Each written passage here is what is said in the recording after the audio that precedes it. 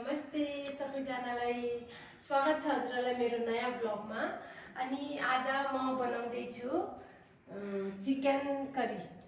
आज म chicken curry बनाउँदै छु अनि हेर्दिनु होला, माया गर्दिनु होला गाइस। मैले चिकन पहिले नै मेरिनेट गरेर राखिदिएको छु किनकि भिडियो धेरै लामो हुन्छ अनि धेरै लामो भयो भने त्यही हो पनि हेर्न अल्छी लाग्छ गाइस। अनि त्यही भनेर चिकन पनि मेरिनेट गरेर राखेको छु, टमाटर काटेको छु, प्याज पनि काटेको छु अनि साथमा चिल्ली पनि काटेको छु मैले। अनि यहाँ अलिकति मेरो ड्राई आइटमहरु छ, तेजपत्ता अनि इलायची, लौंग, यो दालचिनी ड्रमस्टिक थाहा होला हजुरहरूलाई हैन, दालचिनी भनिन्छ हाम्रो नेपालीमा। अनि यसलाई चाहिँ दालचिनी अलिकति सानो टुक्रा गरेर राखेको छु। अनि गाइस अब म बनाउँदै छु, हेर्नु होला। अनि यहाँ अलिकति लसुन र अदुवा पनि कुटेर राखेको छु मैले, त म बनाउँछु, हेर्नु होला हजुरहरू। अनि माया गरिदिनु होला, पहिला भिडियोमा हजुरहरूले माया धेरै दिनुभएको छ, त्यस्तै गरी यो भिडियोमा पनि मलाई माया गरिदिनु होला। अनि अब म सुरु गर्न जाँदैछु ल गाइस।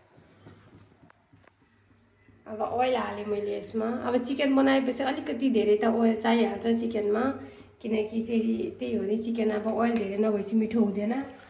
त्यो त अब हामीले भनिन्छ, अब कस्तो हो मिठो नमिठो त अब त्यही हो। त्यही पनि अलिकति ओइल चाहिँ धेरै हालौँ मिठो टेस्ट आउनको लागि। अब तेल गरम भयो, म यसमा तेजपत्ता हाल्दैछु। यो तेजपत्ता हो, तेजपत्ता हाल्दैछु। यसको बादमा यसमा छ अलिकति सानोवाला इलायची, अनि यो ठुलोवाला इलायची, अनि यो भयो लौंग, अनि यो दालचिनी। यसलाई मैले सानो टुक्रा गरिदिएको छु गाइस, हेर्नु सानो टुक्रा छ, चिन्नु भएन होला, राम्रोसँग हेर्नु। यो लौंग हो, सरी लौंग होइन दालचिनी हो। र मैले अब यसमा यो हालिदिएँ। अनि अब यसलाई एकछिन फ्राई गरेको बादमा म यसमा अनियन हाल्छु, प्याज हाल्छु यसमा म।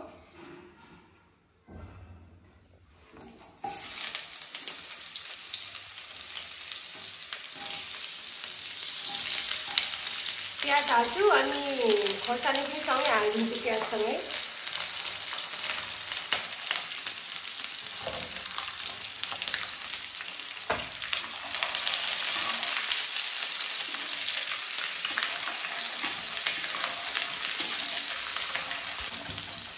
अब यो एकछिन अलिअलि अनियन ब्राउन भयो भने यसको बादमा फेरि म टमाटर हाल्छु अनि अलिकति फ्राई गरौँ यसलाई, अलिकति ब्राउन आओस् यसमा। ब्राउन आयो भने अनियनमा अनि म फेरि यसमा टमाटर हाल्छु। टमाटर हालेपछि चिकन हाल्छु, म देखाउँछु हजुरहरूलाई, हेरिरहनु। प्याज पनि अलिअलि ब्राउन हुन थाल्यो, अब म यसमा टमाटर हाल्छु।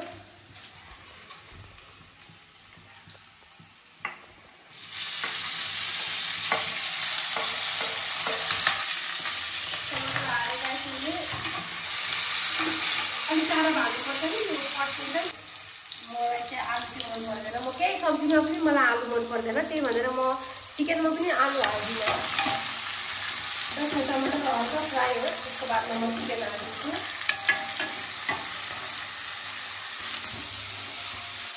अनि यहाँ चिकन मेरिनेट मैले गरेको छु, मतलब यसमा धेरै केही छैन, अलिकति हल्दी, नमक, अलिकति जिरा पाउडर, धनिया पाउडर अनि अलिकति चिकन मसला हालेर मैले यसलाई मेरिनेट गरेको छु। अरू अलिकति लेमन पनि हालेको छु मैले। अनि अब हेरौँ यसको टेस्ट कस्तो हुन्छ गाइस, बनाइहाल्छु, बनाएपछि थाहा होला यसको टेस्ट कस्तो हुन्छ। यतिको टमाटर फ्राई भइहाल्यो हेर्नु, यतिमा अब चिकन हालेर चिकन पाक्दा टमाटर पनि फ्राई भइहाल्छ, पाकी पनि हाल्छ। त्यो अब म चिकन हाल्दैछु गाइस, हेर्नु त्यो मैले मेरिनेट गरेर राखेको चिकन हो। अब यसलाई फ्राई गरौँ कस्तो हुन्छ एकछिनसम्म। अब भइहाल्यो, यो फ्राई भइहाल्छ। अलिकति ग्यास सानो गरेर यसलाई सानो ग्यासमा पाक्नु, सानो ग्यासमा लगभग 15-20 मिनट पाकोस्, त्यसपछि चिकन पाक्नु धेरै टाइम पनि लाग्दैन।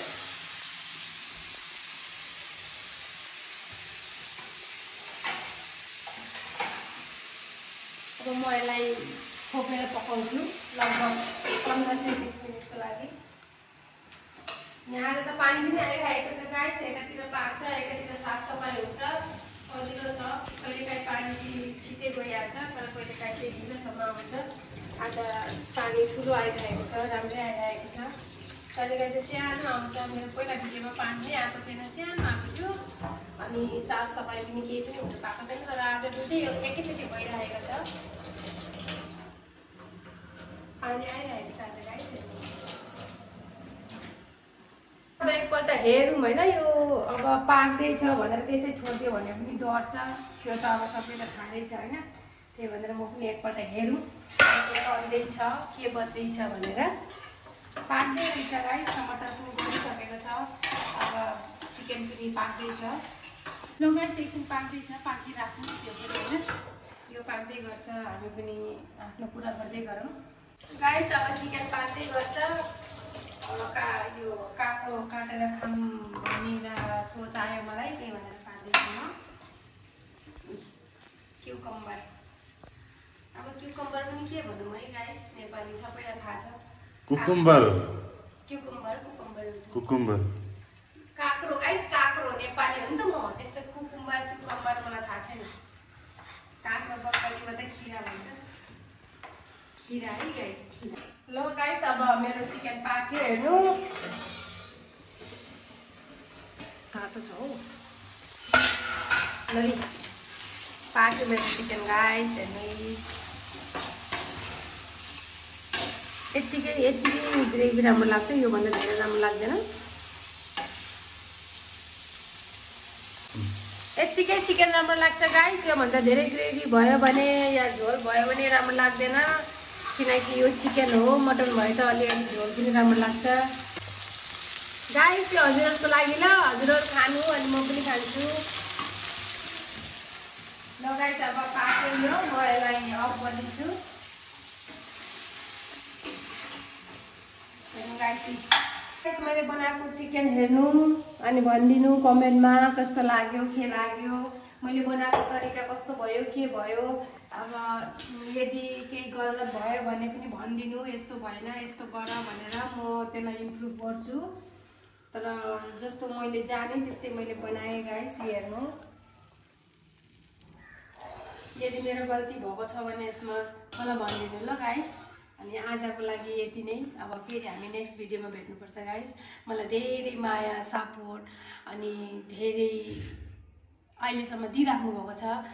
मेरो फर्स्ट भिडियोबाटै नै मैले धेरै माया पाएँ हजुरहरूबाट, अनि यसमा पनि मलाई धेरै माया गरिदिनु, अनि लाइक कमेन्ट सेयर सब्सक्राइब सबै गरिदिनु ल गाइस। अनि फेरि हामी नेक्स्ट भिडियोमा, अनि फेरि म नेक्स्ट केही बनाएर म देखाउँछु हजुरहरूलाई।